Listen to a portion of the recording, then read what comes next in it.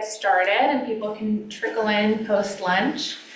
Of the many sanitation sessions this afternoon, thank you for choosing this one. Hopefully you're here to listen to our session called Wiping Away Barriers, Evidence-Based Approaches to District-Wide Sanitation and Hygiene Implementation at Scale.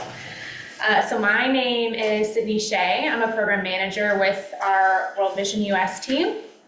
I'll be kicking us off today, just kind of setting the scene, and then I'm going to pass off to a couple of our partners who will share a little bit more about what we're doing together in other types of research. So firstly, I just want to start with where we are at right now as a sector with sanitation and hygiene. So many of us in this room are well aware that it is abundantly clear we are off track to achieve the SDG for sanitation, even just for basic access. So progress is really lagging behind where it needs to be to hit these targets. And furthermore, the lowest rung on the sanitation ladder, unimproved sanitation, may not actually be resulting in the health gains that we want to be seeing as a result of increased access to sanitation. So we not only need to accelerate our progress, but we do need to be focusing on higher service levels. And to do so, we do know that there is this gap between basic and safely managed, but it's not insurmountable. So we can in fact be striving for safely managed sanitation even in rural areas. So just to give a bit of a spotlight on World Vision's work with sanitation, we have over the past few years reached more than 9 million people with access to sanitation services. So this is during our current business plan, which is from 2021 to 2025. So we're almost done with it, but this is our progress so far. And that's really a testament to our national office staff and all of the work that they have done. And you can see here, almost 2/3 of the sanitation access is basic. So that's the top chart up here, that light orange color, about 63% is access to basic sanitation. And then you can see it broken down by region on the bottom here as well, with the blue being the total number and the green being a percentage of their total sanitation reach. So just a couple numbers here to highlight kind of the scope of the work that World Vision has been doing over the past couple of years in sanitation access. But as I mentioned first, we're not quite where we want to be. So where is that exactly? And at World Vision, we are focusing on achieving universal sanitation and hygiene service coverage. And so that means being a lot more specific in our district level planning. And so hopefully you can read some of these texts here, but we are ensuring that we're having district level plans. So universal service coverage plans, they should always be including sanitation and hygiene and not just water access. We want to ensure that those plans are incorporating financing and executing and monitoring of our efforts. We're also making sure that these are evidence-based strategies to reach universal sanitation and hygiene service coverage. So we do want these plans to start with sub-district level pilots and then generate evidence of effectiveness that we can then expand from there on. And lastly, we do want these district level plans to be substantial, sustainable, and equitable. In all of our planning, we want the service coverage we know that it's not achieved simply by reaching a proportion of households at one point in time, but should include at least a 20% increase in basic sanitation, along with the evidence of sustainable government policies and equitable gains. So why are we not there yet? As many of our field staff know, and many of you know here, there are some persistent challenges that we face that get in the way of us reaching this goal. And so something that can be found nearly everywhere we work is that households cannot afford high quality sanitation that is desirable and durable. So you just see two images here. On the left is a low quality toilet. It's only about $20 US, we'll say, but it will only last about 1 year. But on the right, we have a high quality toilet. It's much steeper in its cost. It's about $150 US, but it will last you 15 years. So that's kind of this barrier that we're seeing between the options that most households can afford on the left, but will continue to have to rebuild year over year, versus the seemingly astronomical cost of the one on the right, but will last a lot longer. And so in the simplest of terms, people may be willing to pay a certain amount of money for a household latrine, for example, but there is this financing gap that exists. So that's the gap between those two images on the recent slide. So we continue to see households rebuilding unimproved latrines year over year, and the willingness to pay can only really take them so far. But where exactly is that maximum threshold of willingness to pay? And that does vary, as we know, across households and across different contexts. And so in reality, this is a more accurate depiction of that financing gap. So ultra poor households on the left may have little to no willingness or even ability to pay. But as that level of wealth increases, the willingness to pay for a latrine also increases. And at a certain level of wealth, so moderate to higher income, you can see where it crosses over the willingness to pay and the cost line. So your willingness and ability to pay can actually meet the cost of that latrine that you desire, and may even surpass it. And so that's when we get into certain latrine upgrades, for example, having a nicer roof or a door with a lock or something like that. So traditionally, behavior change has been a very strong approach to increasing household latrine coverage through models like CLTS. However, as you can see kind of depicted in this image here, behavior change can really only move us so far. And so it's important to note that the impact of behavior change approaches does create an impact, but it's only marginal. And so it can increase the willingness to pay and may place basic sanitation at a higher priority level within a household's financial decision-making. However, this is really only in households that have a higher level of wealth already, and so they can allocate that to sanitation. But on its own, it's not sufficient to reach these ultra poor and poor households on the left. They're really not moving much on this graph here. So, given where we are right now as a sector and in World Vision and where we want to be, and these challenges that we're facing, how do we make equitable progress towards and ultimately achieve universal coverage of higher quality sanitation and hygiene? And that's where our 4 pillars of our sanitation and hygiene strategy come into play. So it's crucial that we're considering each of these aspects when creating and implementing a sanitation and hygiene plan. And so we've got governance, demand, supply, and financing, and I'll go into a bit more detail on those here. But those are kind of the 4 pillars, the 4 areas that our World Vision sanitation and hygiene strategy encompasses. So with demand, this of course captures our behavior change approaches, promoting the benefits of sanitation, ensuring high coverage of messaging, facilitating collective action. A lot of our approaches are behavior change approaches, so we're definitely still accounting for those, but we do want to be moving beyond just that. And so we are also focusing on the pillar of supply, which can be things like product differentiation. So introducing different levels of products, enabling piecemeal improvements. Like I mentioned earlier, if there's a household with a higher ability or willingness to pay, they might want to upgrade their latrine or add certain features and customizations to it, things like that. We're also focusing on financing, so appropriately targeting household subsidies. What does that look like?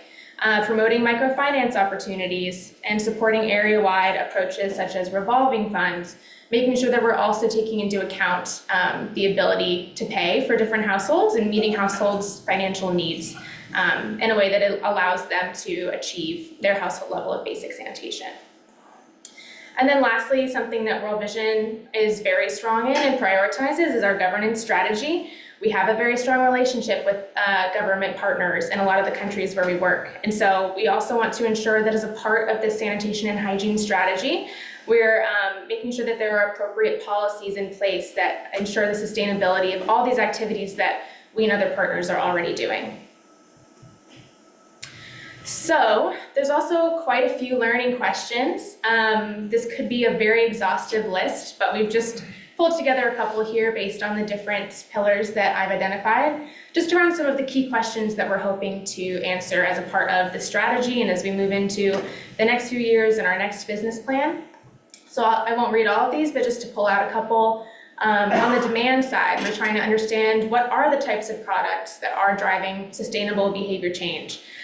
In supply, what are supply chain improvements that are most needed to get the product that we're discussing to those last mile households, to the most vulnerable communities?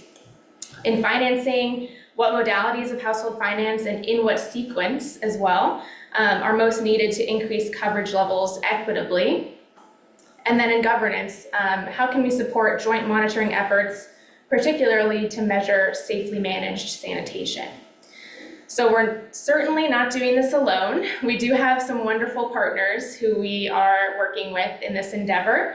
And so today we're going to hear from two of those. And first up, I would like to invite up Robert Dreibelbis from the London School of Hygiene and Tropical Medicine to share a little bit about the work that we are doing together in Malawi.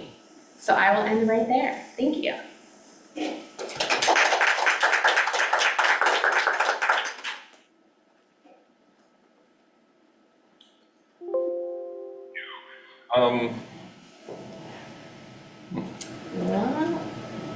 Let's try that again.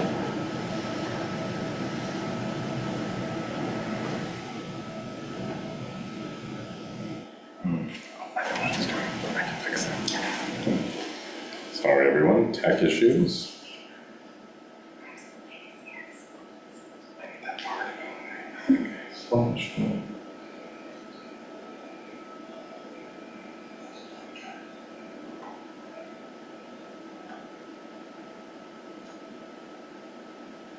There we go. Okay, cool. Well, thanks everyone. My name is Robert Dreibelbis. I'm with the London School of Hygiene and Tropical Medicine. I'm going to present on some of the work we've been doing in partnership with World Vision and Water for People. I just want to acknowledge that partners in the research activity, the Malawi University of Business and Applied Sciences and the University of Strathclyde, they are in a parallel side event right now, so you're stuck with me while they're talking about hand washing. This was a project, the Wash for Everyone project. It's a district-wide coverage, district-wide sanitation and hygiene and water program. We're focusing specifically on the sanitation and water components of it. The study site is it's the Chirazulu district, which has these kind of specific traditional authorities, so these kind of sub-district units. There's a little bit of animation here that I'm going to move through.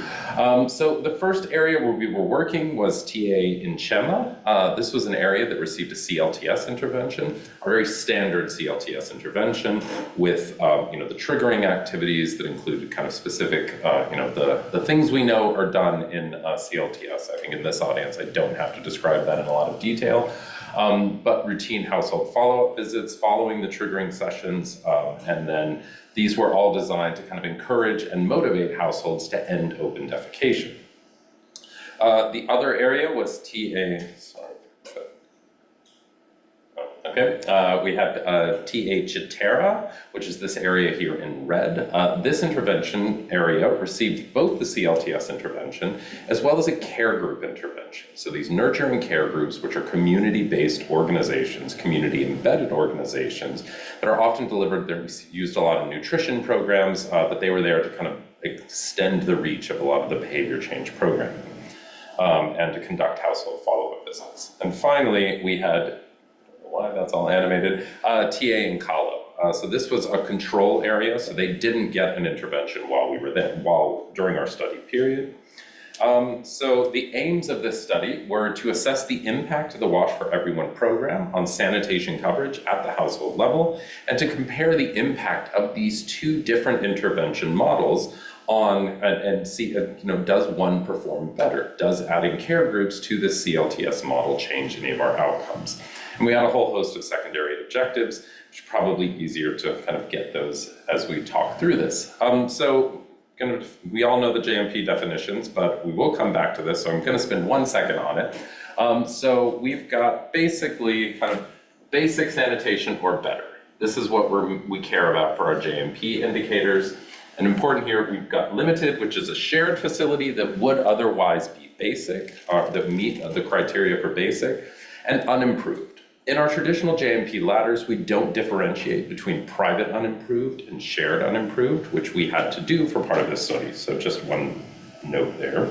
And then we have our JMP indicators for hygiene, kind of the basic sanitation facility where both soap and water are available at the Okay, so like I said, this is a controlled before and after study.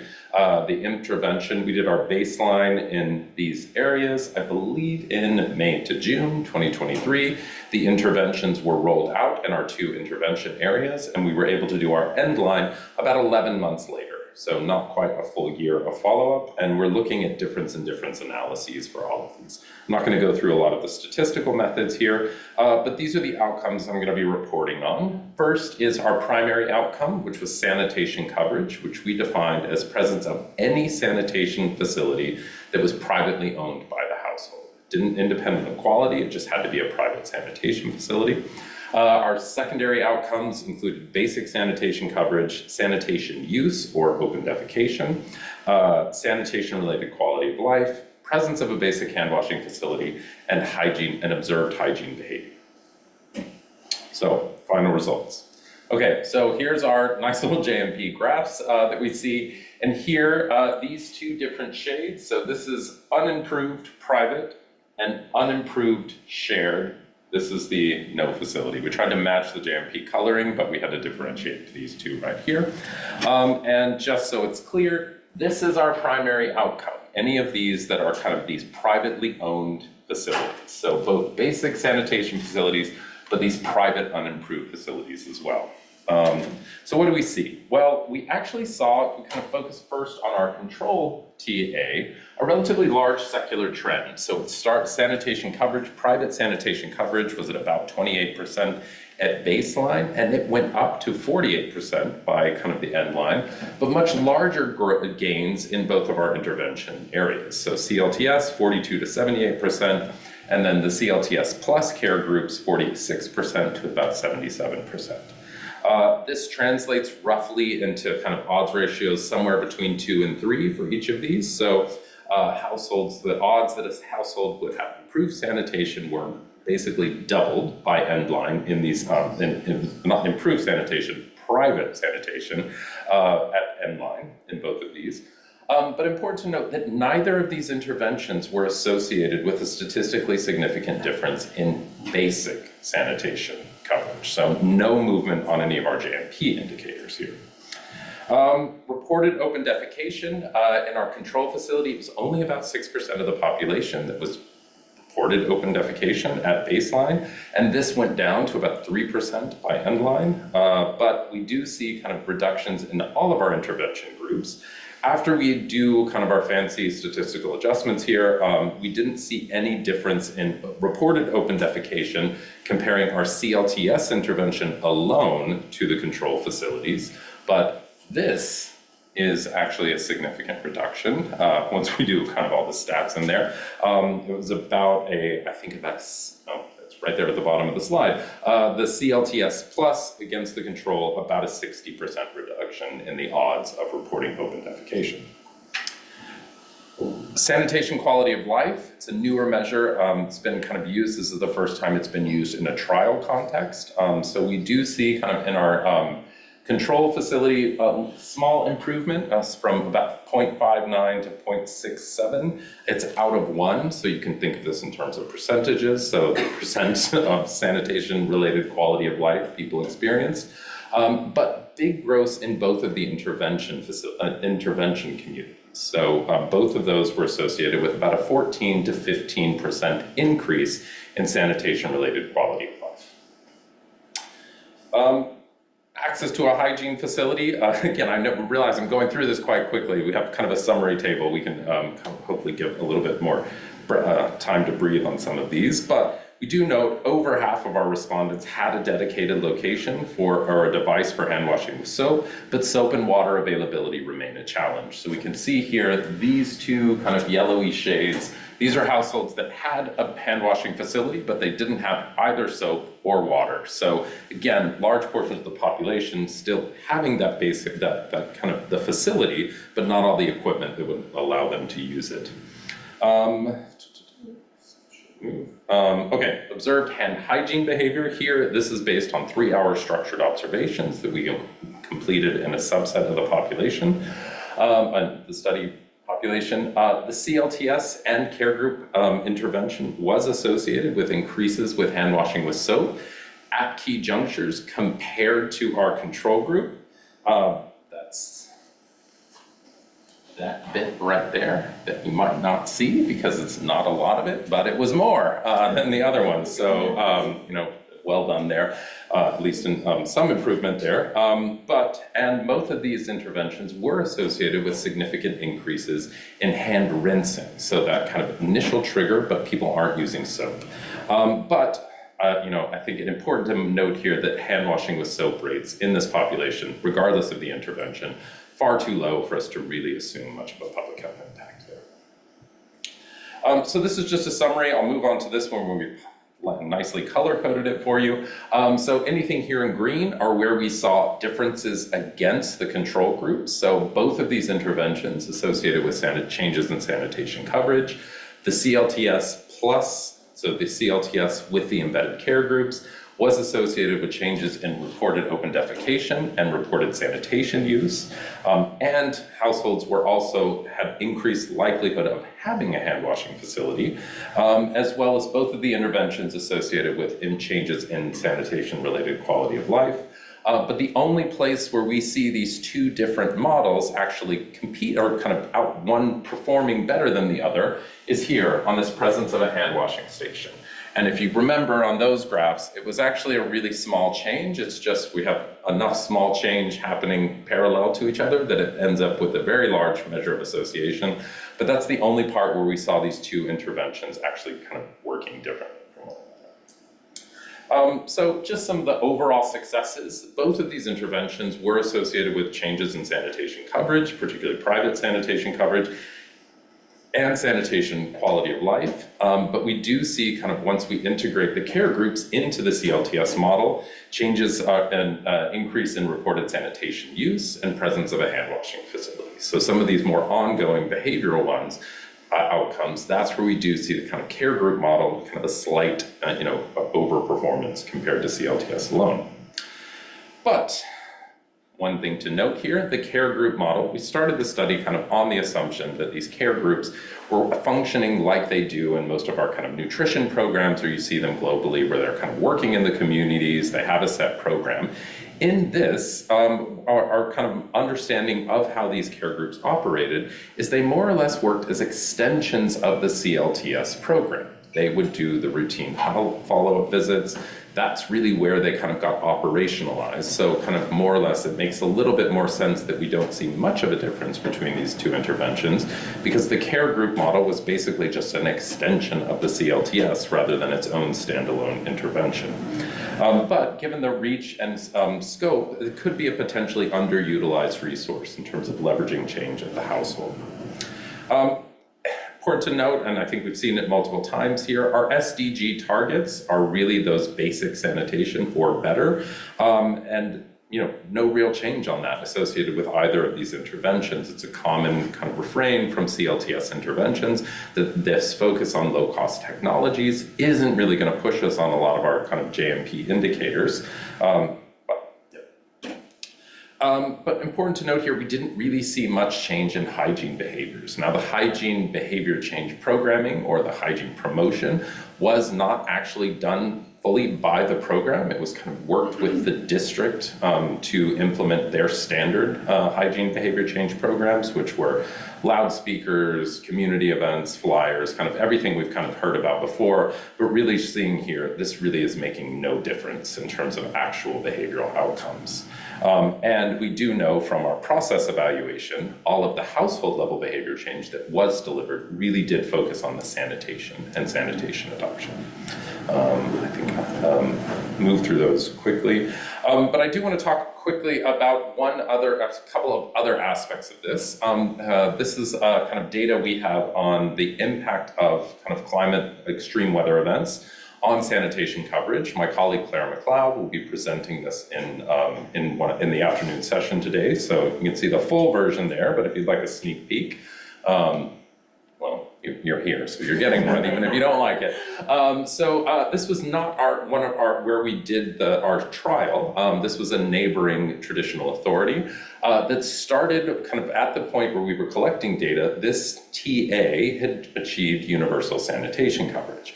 That was by the end of 2022. So December 2022, the entire traditional authority was declared open defecation free.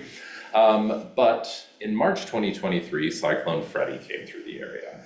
At the time, this was the longest and most powerful tropical cyclone to ever kind of emerge from the Indian Ocean, came up the coast from Mozambique, and then just kind of hung in the mountains of Malawi for quite some time. Lots of landslides, lots of flooding, widespread devastation, and then our post cyclone end line that had to get moved, not our end line, the program end line, to June 2023, where we were able to kind of look at what do we see in changes with sanitation coverage. I won't go through this. Clara can give you the actual science behind it, but we had to do a lot of work to understand what baseline coverage was. And basically, we're estimating that it was about 92% of these households had an unimproved sanitation facility, and a small portion there had had limited or basic or better sanitation.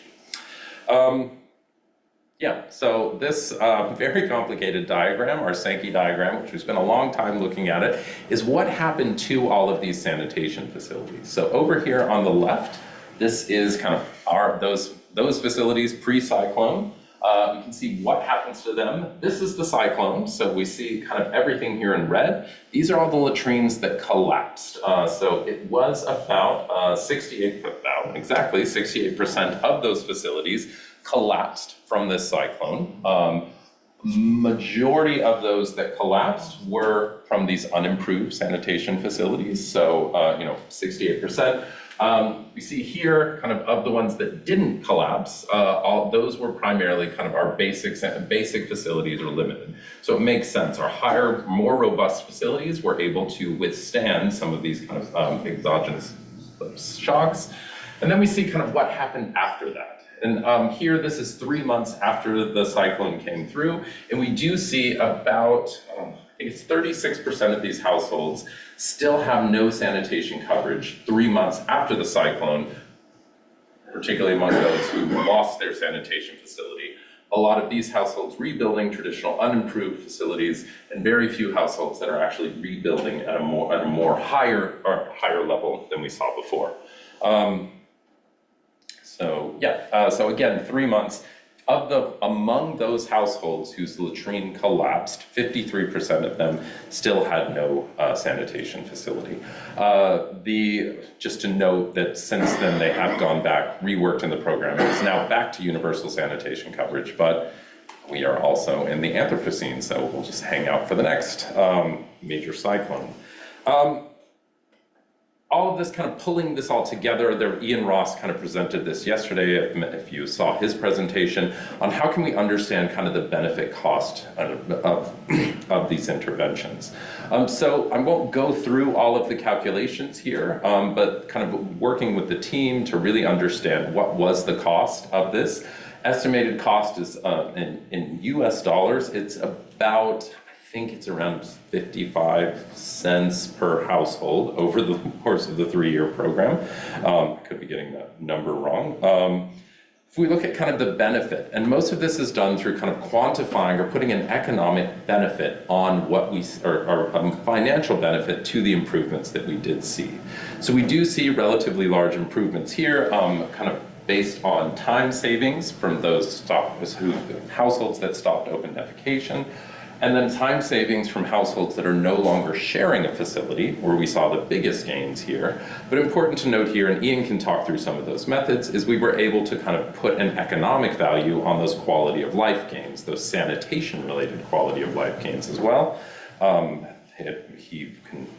paper will go in much more detail. So if we compare these together,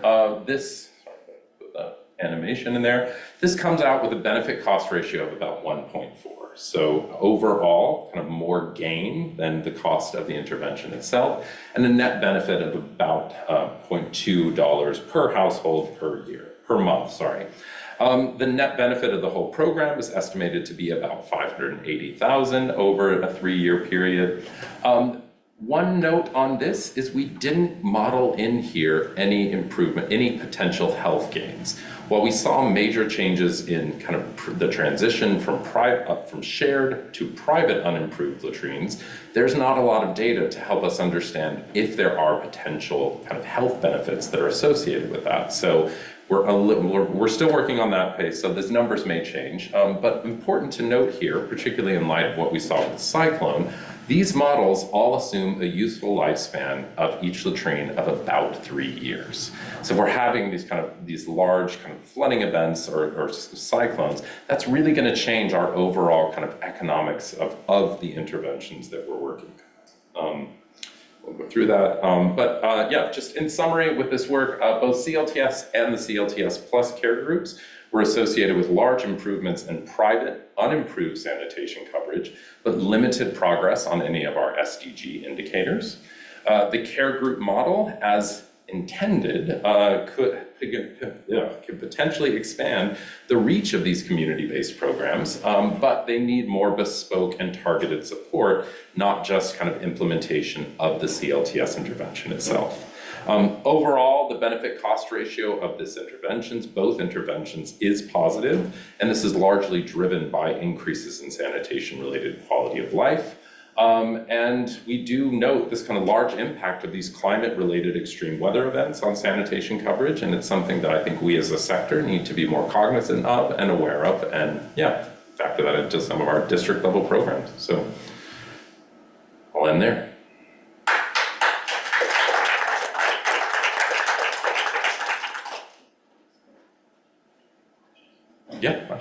Questions if you have them.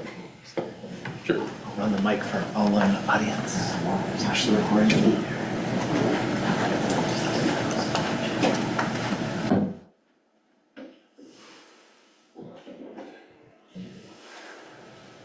Thank you for that presentation, Robert. It's really good, really interesting. I was just wondering if the research also looked at the robustness of the hygiene infrastructure and facilities, and whether there was any calculation about damage to that by the weather events?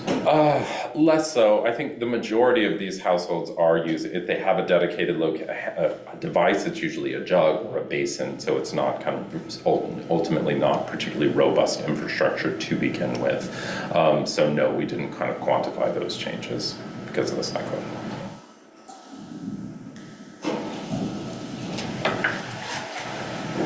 Yeah, thanks. Your care groups, or the care group model what care group model was this? World Vision has its nurturing care group model, but there's other agencies that have different models. Who was implementing this care group? They were part of the Wash for Everyone program, so they were trained by Wash for Everyone. These care groups in particular kind of pre-existed in a lot of these communities. They were there, they were set, so in some communities it was kind of reestablishing the care groups. I think we were under the assumption that they were going to operate like kind of a nurture and care group, or these kind of ongoing where they have a curriculum and that, all of those types of things, how those work. But I think these just ended up kind of being part of the CLTS follow-up. So these care groups were the ones that were doing a lot of these household follow-ups post-triggering events, and weren't doing the kind of all of the other things that care groups were normally doing. Thanks very much. Will from SHA. So we work in Malawi in just the neighbouring districts, and I think the statistics presented in that kind of Christmas cracker diagram of the impact of cyclones. We saw that as well. It's pretty brutal. Yeah. I think linked with that, I mean, it's interesting with the intervention, like your baseline, the open defecation rates was already quite low, but the interventions were CLTS. And also finding that there isn't a massive improvement in getting to basic. So why wasn't kind of market-based sanitation brought in as an intervention there, rather than the care groups? I think it'd be interesting because we really are interested in kind of looking at the sort of post-ODF stuff, because we've done a lot of CLTS work, and then it's kind of sort of now. So looking at MBS, but also our hygiene impacts, our hand washing impacts really aren't making that much progress. But I think so we were looking at, like, should we do a little bit of care group stuff? And I guess the danger is, if this one was kind of not necessarily care groups as you would have ideally implemented care groups. There's a risk that in the Malawi sector, it's kind of interpreted as, all right, it's not really worth the extra cost of doing care groups because there's the marginal benefits. So yeah, just interested in reflections on that. Yeah, I mean, to be clear, we didn't do the intervention, like, it wasn't our intervention. So just kind of start with that. But CLTS is part of the national strategy in Malawi. And so kind of if you're doing a sanitation program, you have to kind of do CLTS in some form or another. Parallel to this, and it wasn't one of the things that we did test as part of this trial, there were additional efforts using market-based approaches, kind of setting up masons in local facilities, a lot of learning on that. That was in the TA, this one, where we got to kind of 90% coverage. That's where a lot of the local artisans had been working, and some learnings there. It is an area we're hoping to explore in kind of a future research here, kind of now seeing the limitations of the CLTS, what types of interventions are actually going to move us on those kind of basic sanitation coverage, and what's the role of market-based approaches here at the household level. So, yeah. But yeah, in general, I agree on we haven't published these yet, so I mean, how do we actually kind of talk about these care groups, acknowledging that they weren't care groups in the traditional sense that people understand that, which is why we normally just say CLTS plus rather than CLTS plus care groups, because there was a little bit more about what it was, TBD. Sorry, I know I look like a microphone runner, but I also know a little bit about this project. Just to say, care groups are also a part of the national government. Like, this wasn't an approach that an NGO brought in. Like, so in that sense, this is sort of what it looks like in Malawi. Not to say that's what it has to look like or what it can only look like, but this was following sort of, like you said, what might happen by default if you were to use care groups. That's what people think it means there. Yeah, thanks, Robert. So sort of piggybacking on that question, the biggest change you saw, it looked like going from shared facility to private facility, even though they were still unimproved. Mm-hmm. But it happened in both the CLTS and the CLTS plus areas, mm-hmm. plus to some control, like normal trend rate in the control. Do you attribute that to the CLTS itself? And was there a modification of the CLTS that was going on that led to that, rather than a focus on open defecation, but more on private use of a toilet? Yeah. And then my second part of my question is, this occurred also at the same time as another major thing going on in Malawi, which was the largest cholera outbreak in the country. And do you attribute any of maybe a reaction to that to any of the changes in sanitation or hygiene? Yeah, I think starting with the cholera outbreak, like we could potentially see some of these changes, particularly what we're seeing in the control group, may be attributable to kind of hygiene, or the kind of cholera outbreak program. I think that might, if that cholera outbreak was really driving a lot, I think this would look a little bit different than it was, where we're still seeing incredibly low rates of hand washing with soap. And, but, we do see a kind of, just really low, and very few households that are even kind of rinsing hands, and that actually declining in our control facility. So it could be the cholera outbreak that's driving some of this. I don't know. Maybe, whether there was a modification to the CLTS, there's the CLTS, which is the ending open defecation, that gets rolled out very differently everywhere. I do think there was a big emphasis on having households build their own latrine as part of ending open defecation. And within this context, I think it's really easy, particularly on an operational, kind of at the ground level, to kind of conflate not having a latrine and open defecation. So we actually, if we go by JMP indicators, we have to add this category in, which is they don't have a facility, but they're using one. It just happens to be unimproved. So this is this would be that, I don't know exactly how that would always get classified with JMP. This was kind of a unique outcome that I was not expecting, this really, really high rates of shared unimproved facilities. But yeah, so whether or not that became part of how the intervention was rolled out, I assume that was a big focus. But Thank you for the presentation. I'm Anais Gali from the Swiss Tropical Public Health Institute. And we also evaluated an intervention on hand hygiene, and we had very similar results, that the hand rinsing increased but not hand washing with soap. So how do you think we can tackle in the future to really integrate soap into this behavior change or into this intervention? Yeah, it's a good question, and I didn't go into some of the process evaluation results. There were efforts to promote locally manufactured soap. There were efforts to kind of that kind of didn't take off the way they were intended to do. So, I mean, part of it might be just kind of raw resource availability. I think that old school assumption that every household has some type of soap in it, we kind of are hopefully no longer sticking to that.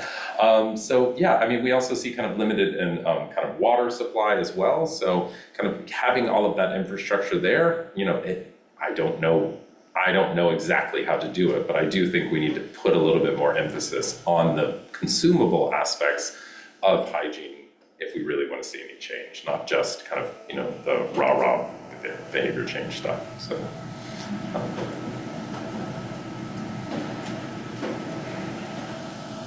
Thank you, Jamie Myers from the Institute of Development Studies. I wondered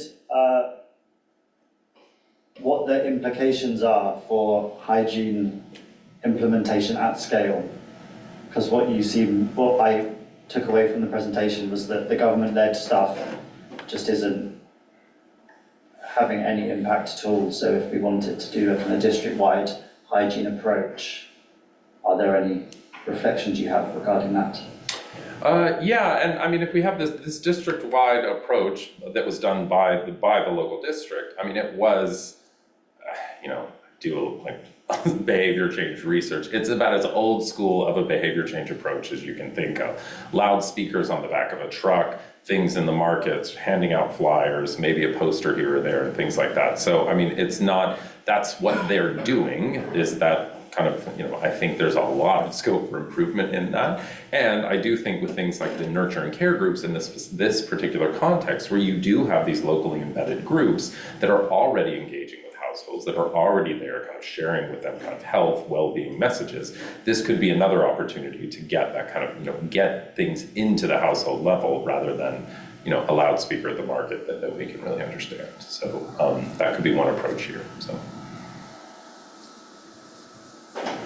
Cool. All right. Thanks.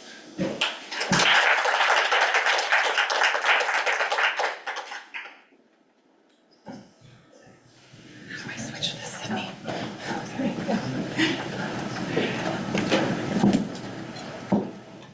right.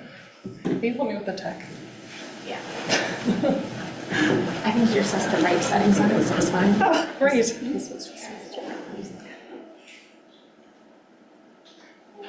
All right.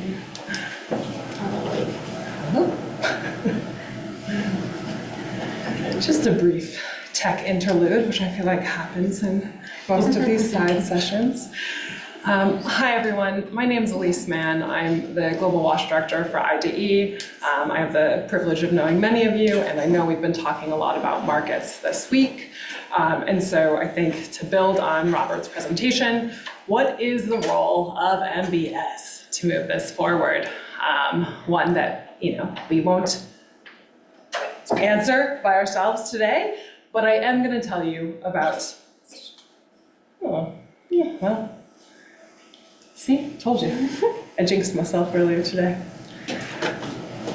That's okay, that's all good.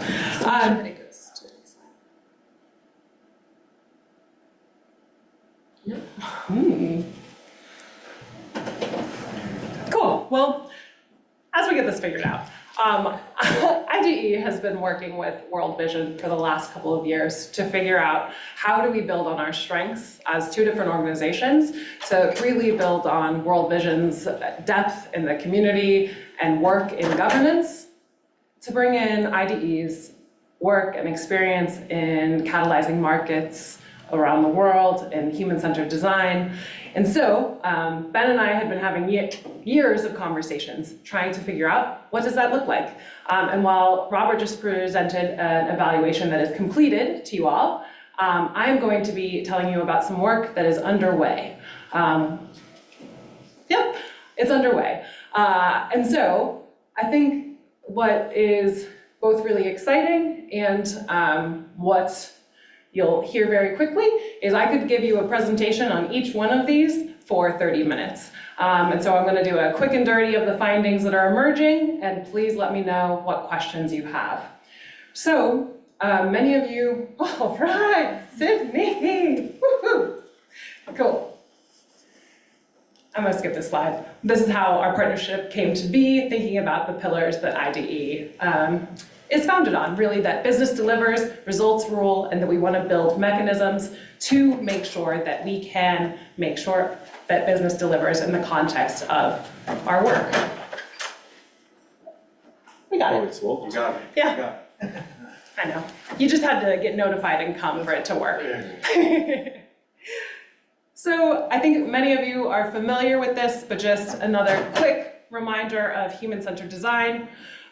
We want to be always leading with people, not making assumptions. This is participatory. We want to be co-creating. So not only are we co-creating with World Vision staff and IDE staff, but also with local government, with national government, with all of the stakeholders that are involved in this very complicated ecosystem. And we're looking at the intersection of desirability, viability, feasibility, which are our classic 3 intersections of HCD. And then as IDE, using human-centered design very often, we've also added the lens of climate resilient, so really considering that environmental focus, as well as inclusive. Who are we reaching? Are we reaching everybody that we need to be reaching? So what that process looks like for us, and I link this because it is very connected to the projects that we're talking about, is this is our process. It's a circular one. What we're talking about today, we're in these phases. But so we're going from foundation and alignment, empathy-led and discovery, really thinking about that desk research, expert interviews, talking to everybody that has been doing this work for a long time to see what gaps we're missing, what we can learn from one another, and if there's a way, we can tweak it, if we can innovate on that process. And not always the, really shiny, sexy innovation, but also some of the grittier, some of the less shiny, but still just an important innovation. Coming up with design principles, and then really going through this iterative process where we're measuring and learning, we're testing, we're prototyping, we're thinking, and then continuing the process until we have something to pilot. So what we've been doing over the last year and a half is going through an HCD process with World Vision staff and IDE staff in Ghana, Mozambique, Zambia, and Burundi. The Burundi work just started, so what we're going to be talking about today is Ghana, Mozambique, and Zambia. And we're in different phases of this work, really in the middle end of discovery in Burundi, the middle of discovery in Burundi, testing in Ghana, testing's about to start in Zambia, and then we should be piloting early next year in Mozambique. I'm sorry that you get me instead of our designers. Some of them are actually doing some of this design work right now, the last couple of weeks, and others are designing other projects. So I'll do my best to represent this work. So in terms of our discovery process across the board, in all places, we're talking about in-depth interviews, card sorting, focus groups, observation, starting to understand what are the experiences people are having of sanitation, what products are available, how long they've had it, do they know who's doing CLTS, how many NGOs have been in the area, what are the sales price points, how many masons are around. And in our experience, a successful NBS program is always based on human-centered design, so this is something IDE will always do in any round of work, any new program we're starting. And we really want to tackle demand, desirable products, affordability, so that demand and supply piece, and creating a supply chain. So overlapping pretty strongly with the pillars that we all know well, and also that Sydney presented to us earlier. So, Zambia. We did the phase 1, finished a couple weeks ago. Thank you for nodding, Sydney. And in that discovery, what we found is there's really two key factors that are preventing people from investing in durable toilets. And that is a toilet design spectrum where we don't have any options in the middle. You got the fancy ones over here, so there's affordability issues for some. And then also, we've got less nice toilets that we don't want to use, that we all know pretty well. Pit collapse, the usual challenges that we've seen, but nothing here. Which is what we want to be addressing in this next phase of our partnership. We also don't have a one-stop shop, and that's something people wanted.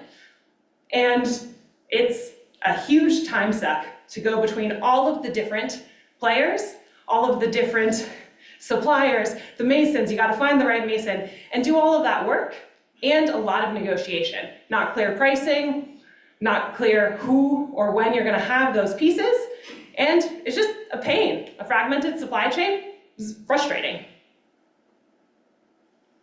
And so this woman shared, we're ready to invest in the new toilets. We're tired of having to rebuild every year.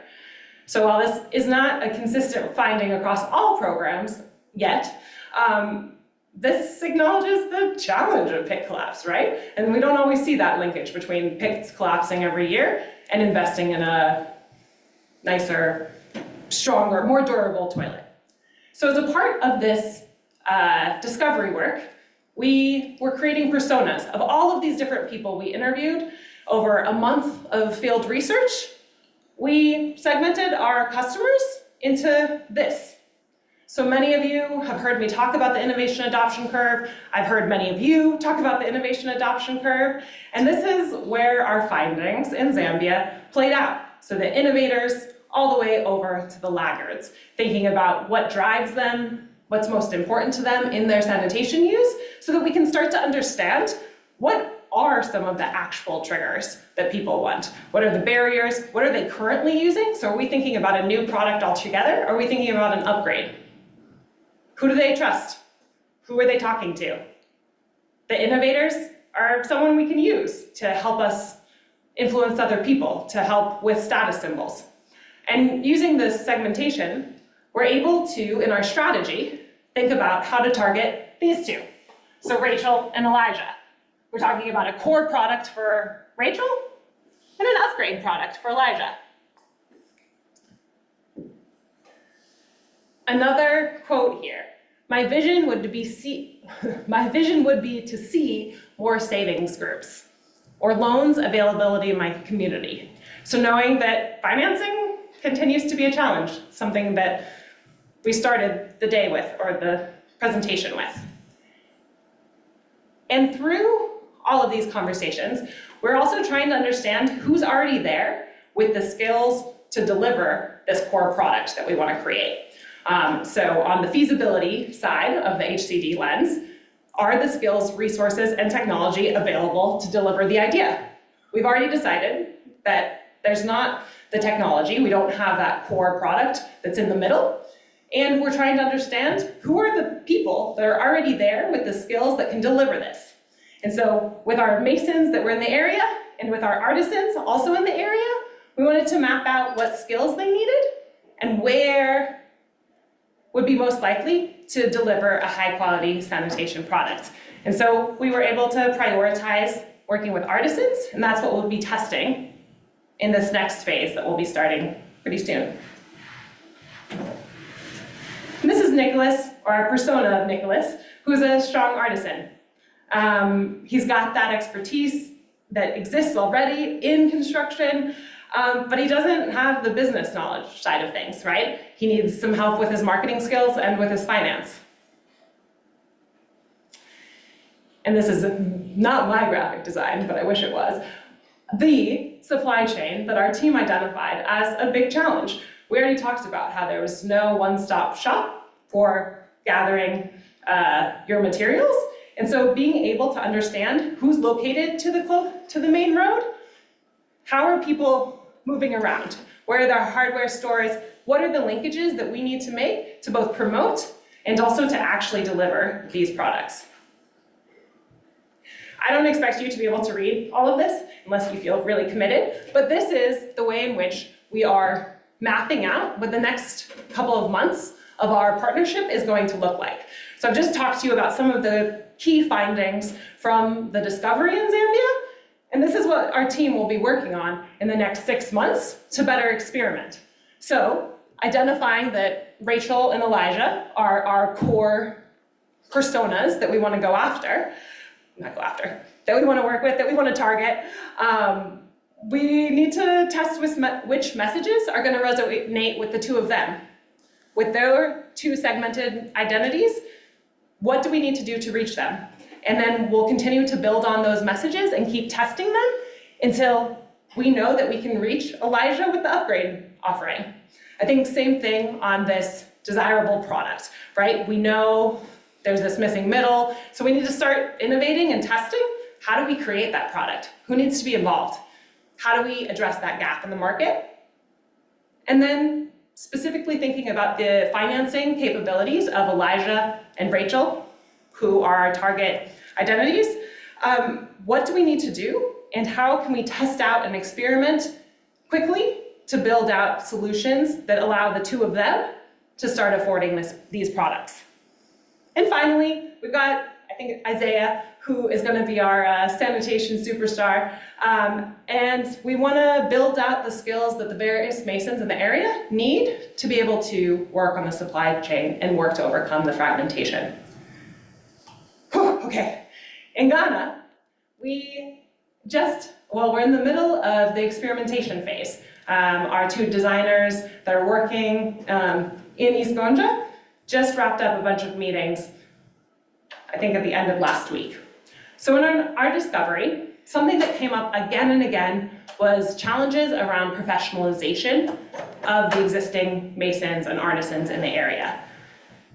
There was also a fair amount of competition between those masons and a fair amount of snark about skills and trust against each other, right? You can read this one, these masons don't actually know how to use cement at all correctly. If your proportions are off, that's not good for the mason or the customer. And again in the discovery, what we were hearing was concerns about power of masons. Younger masons can't walk away from a bad deal. It's not easy for you to be like, oh, no, sorry, that's the wrong amount of cement, I gotta go. You don't have the skills, you don't have the power just yet to do that. We've got potential customers that are saying, of course I don't want a cheap toilet, but what mason do you know that takes money bit by bit? I'd be happy to pay over time, which is a challenge we all know well, right?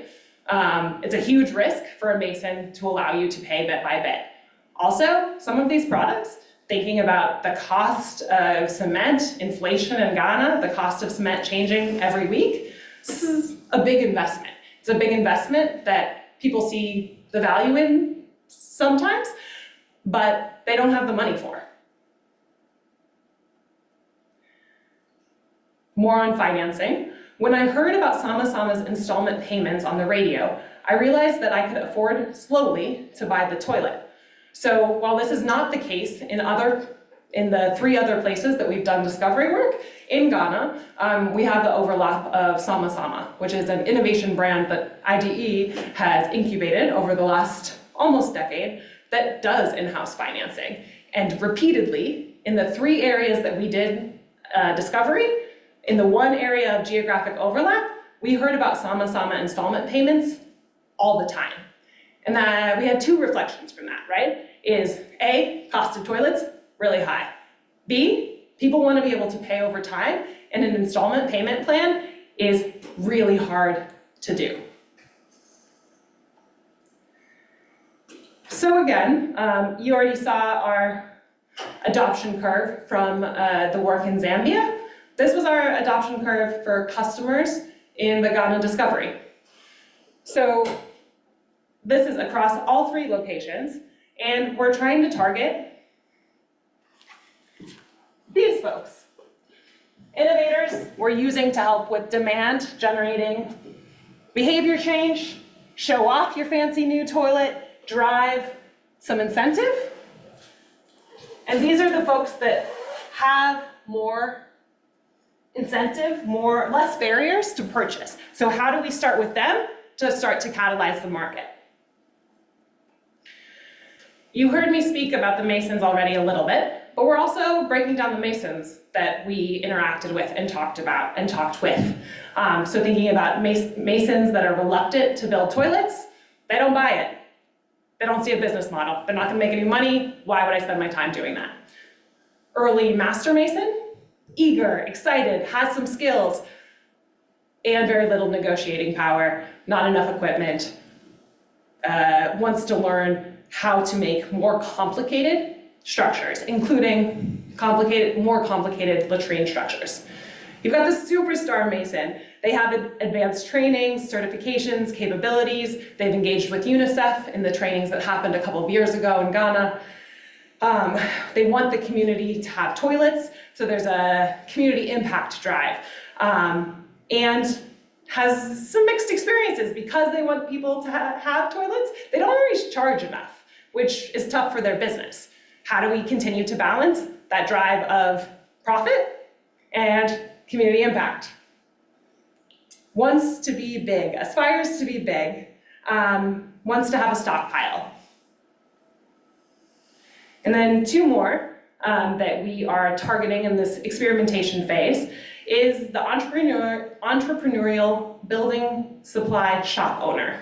Already has a shop, has had pretty mixed experiences in the past with financing, has taken a loan personally, but wouldn't do it through the bank, did it through some family members.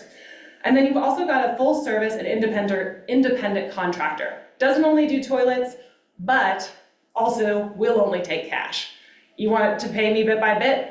Absolutely not. Come back when you got the cash. So from this discovery, what we've been doing to move into experimentation with the World Vision Ghana team is to really focus on this professionalizing entrepreneurs.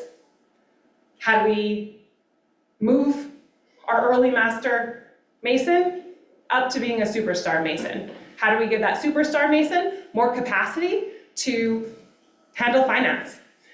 The financing of sanitation businesses, this has actually gotten a little bit more complicated since we moved into the experimentation phase. But how can we provide financing to superstar Masons in order to de-risk them offering installment payments to customers?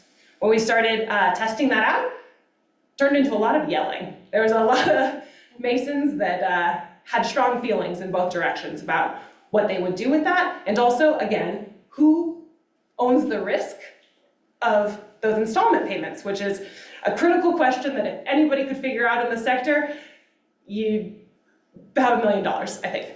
And then also this building segment specific demand, right? We know demand is of course part of this. How do we make sure after our entrepreneurs are professionalized, there's financing available to be able to deliver these products, that we've got the right messaging and the right reasons for people to invest.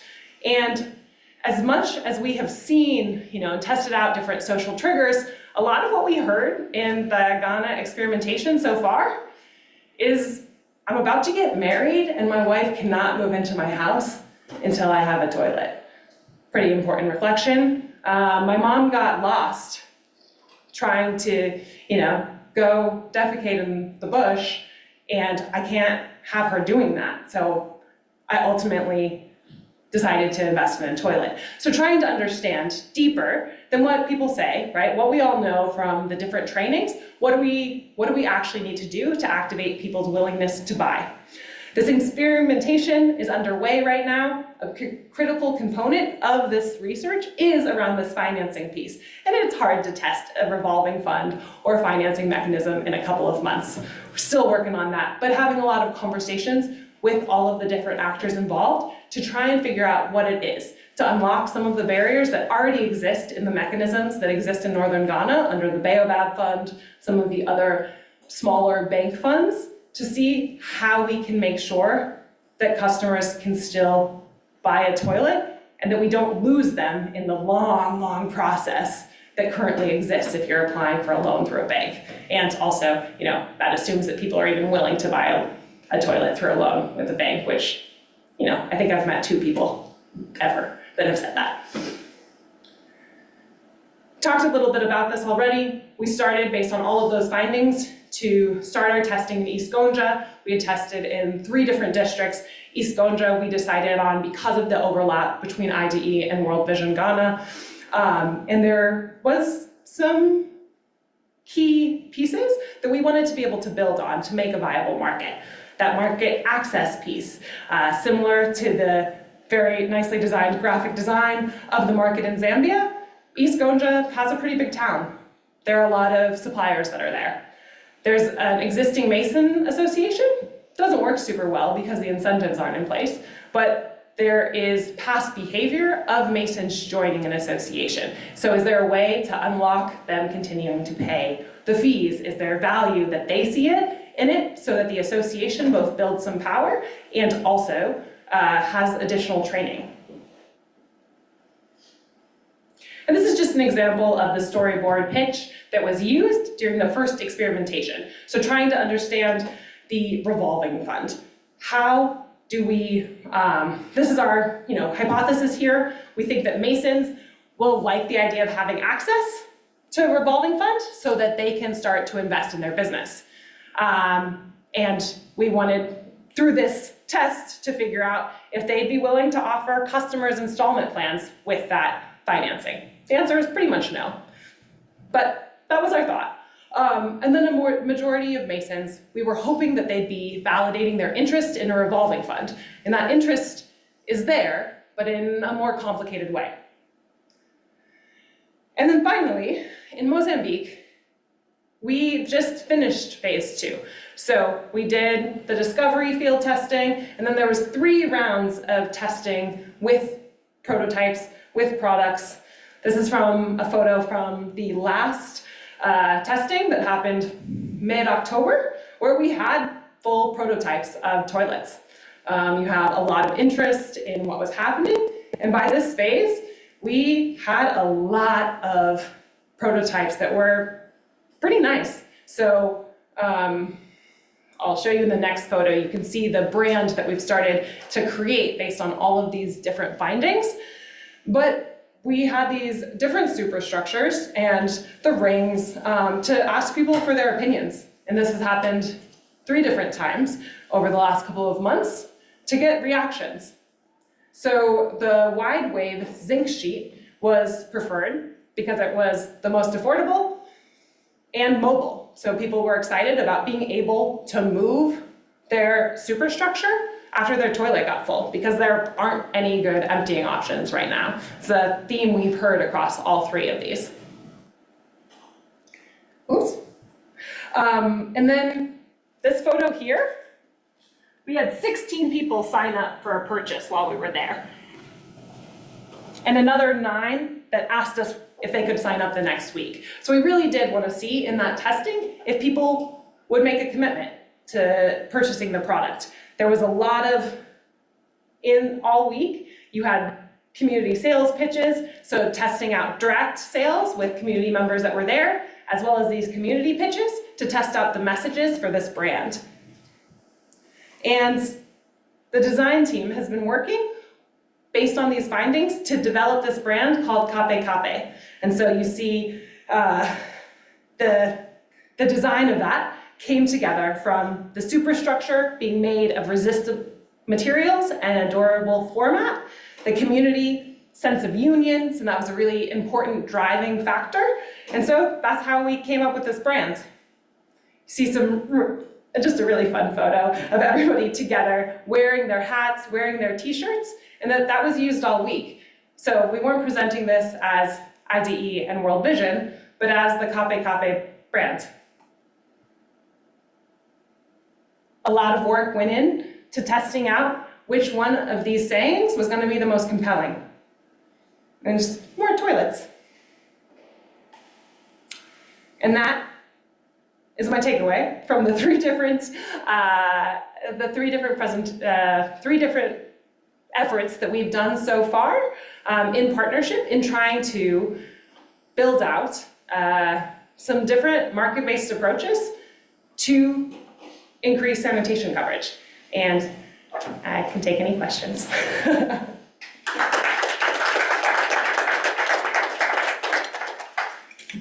Thanks, Ben.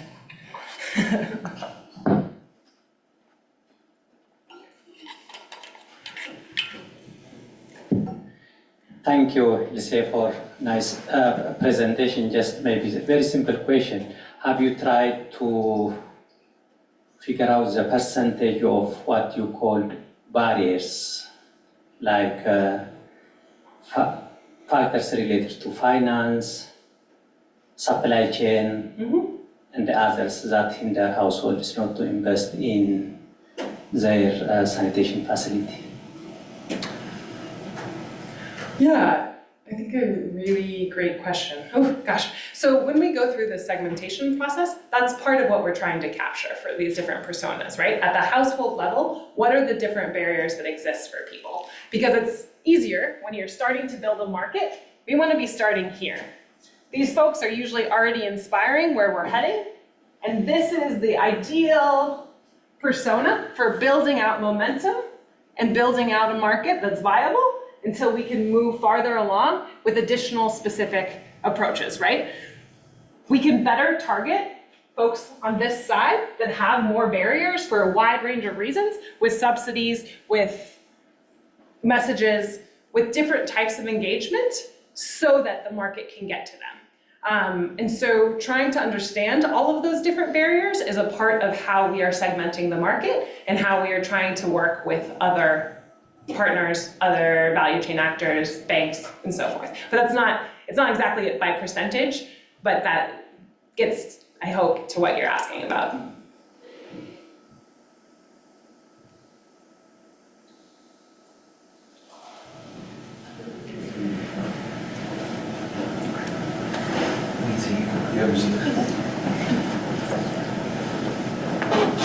Yeah, thank you. That's very interesting. My question is, during the design phase, whether the community asks for special design for disability or for children in the process.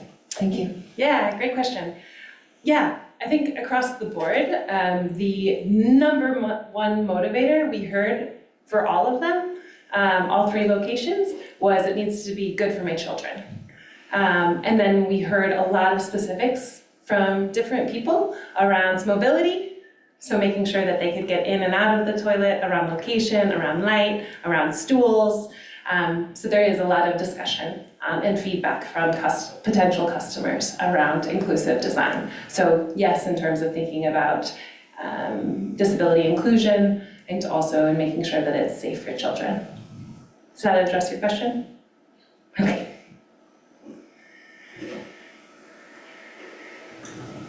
Thank you for the presentation. I'm trying to think how long different groups have been at this business of market-based sanitation and trying to design toilets. I'm thinking back to somebody from IDEO who was on a trip to Cambodia and ended up designing the easy latrine. That's got to be 15 years ago. I'm wondering if you've got any perspective on the progress we're making at this, because we seem to be getting a bit more sophisticated at it. We know more, but I'm just wondering, it's taken a long time, and each place we go, we're doing this, and you're citing a lot of barriers amongst the, in the market. I'm wondering, how do we sort of get a little better at this, or? Yeah.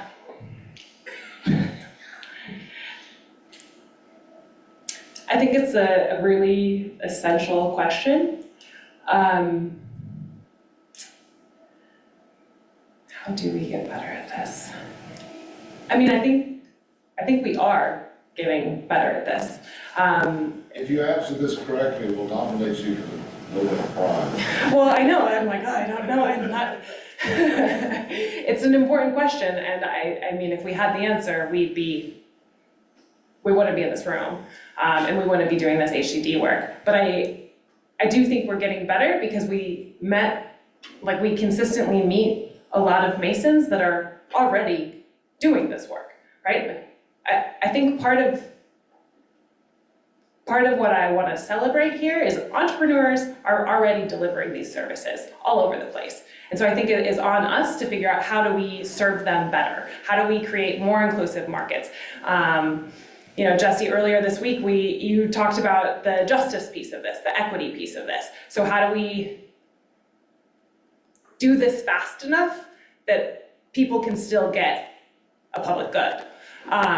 So that's kind of sidestepping your question, but I think like we've sold over 400,000 easy latrines in Cambodia. And as we get farther along the sanitation value chain, we are uncovering all of these additional challenges made worse by by climate change, by floods, by water contamination, by badly installed toilets because of leaching.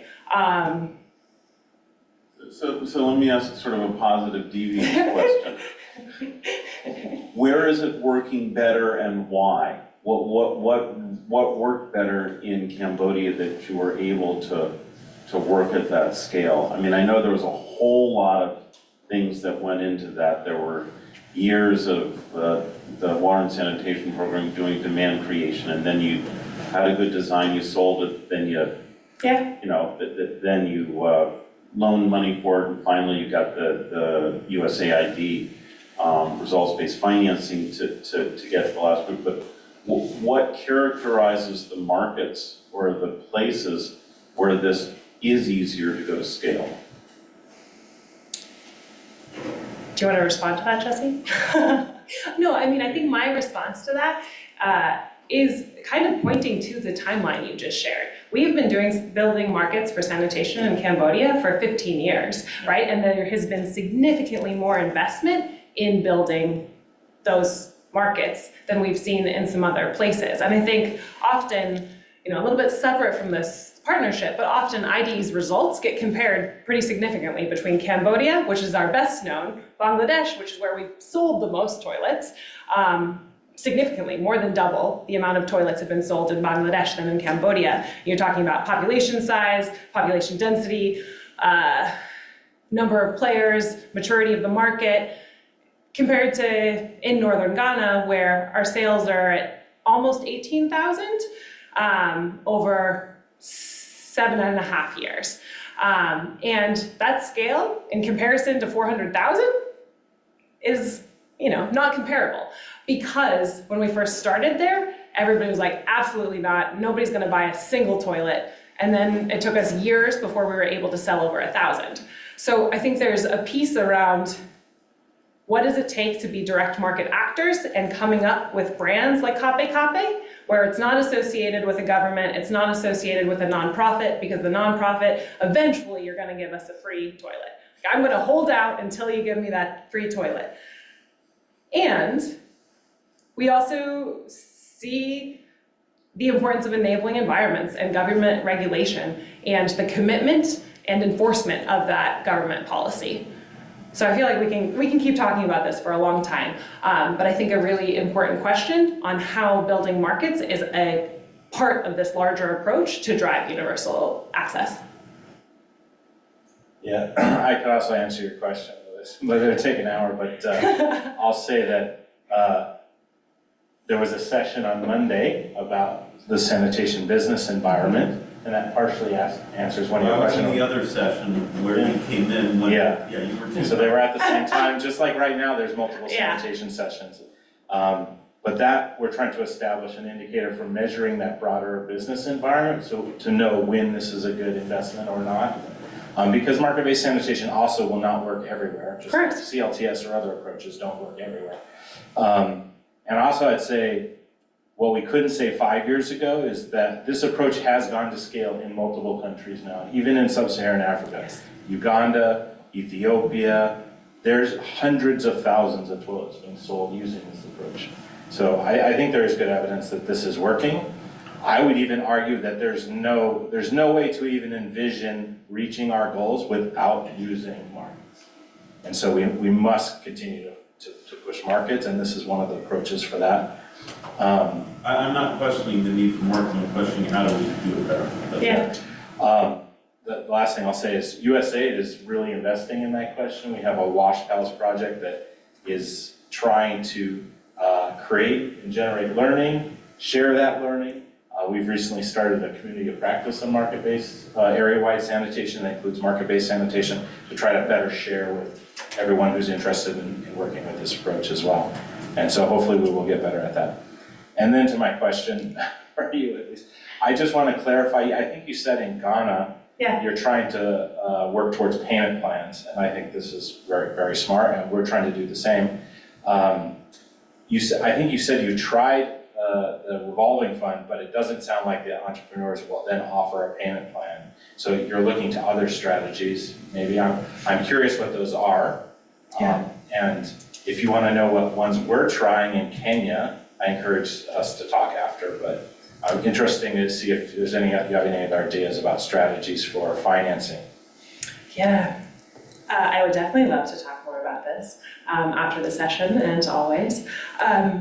That I should know in a couple of weeks. The team was just testing some alternatives. We know like Masons, entrepreneurs weren't so interested in that revolving fund if they had to spend some of it on installment plans.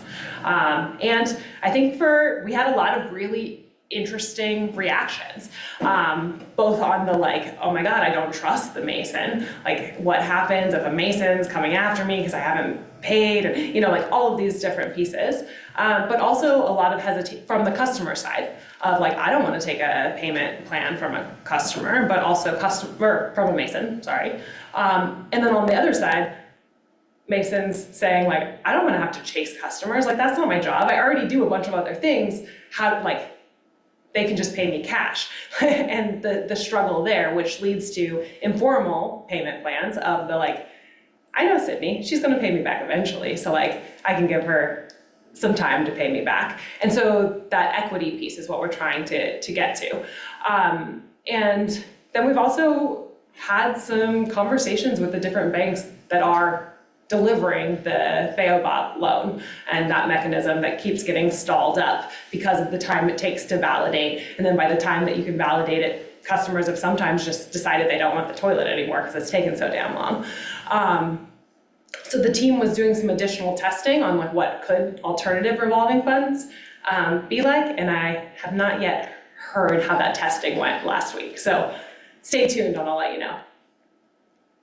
All right, I'm gonna give each of our presenters one last softball question, which is, what are your next steps related to this? It sounds like we haven't actually achieved universal sanitation and hygiene coverage everywhere, so assuming you have some next steps, you don't have to say contingent on our partnership, but just in general. I know that you're already at the podium, but Robert's trying to sneak out for his next meeting, that's so I'm gonna great. pass it to him real quick.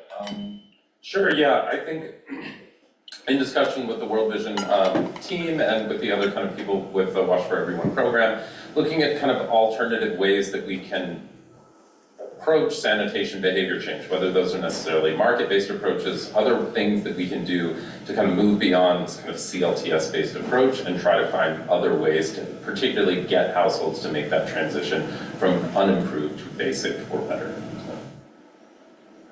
Elise, same question? Yeah, I'm gonna keep working with all of you to answer some of these questions that are really hard to answer. Thinking about our partnership with World Vision.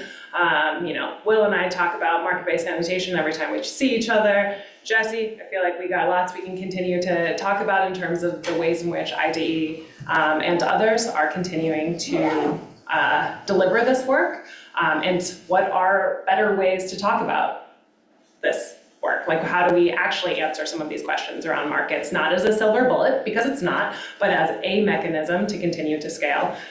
So more learnings and I think more sharing and collaboration on what works well, what doesn't work well, and what are those characteristics of the markets and of Masons and of customers that are a part of this when it's successful.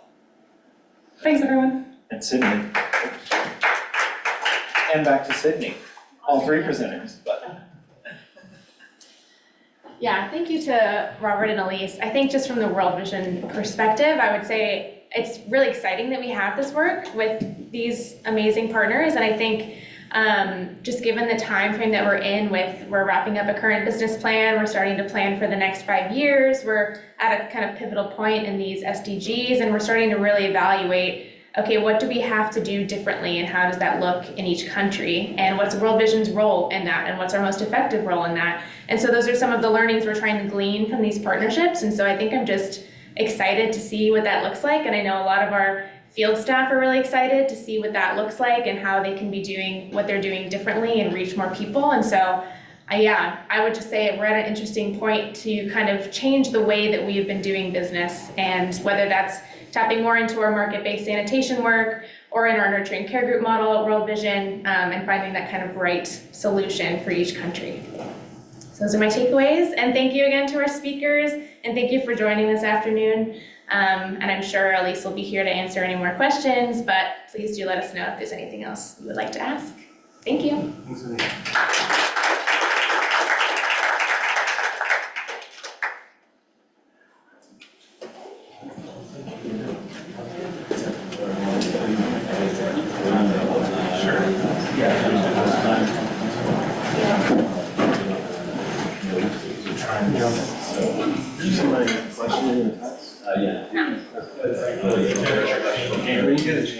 Where are you going? Oh, I'm gonna leave. Like, how long's your call for? An hour? Yeah, I'll be out here. No, well, I think you needed help taking down the tables. I'll get somebody else. And you're gonna leave this early. I said as soon as I can after I said. You did too. Just like you were looking at how we address. I'd like to not drive up the mountain into the dark. So, How long was the drive? 2.5, 3 hours. Okay, well, then I will not see you. Yeah. Will I see you again? I'll see you in West Africa. Oh, yeah. I'll see you in the park. Yeah. You're trying. No, thank you, sorry for the request. Exactly.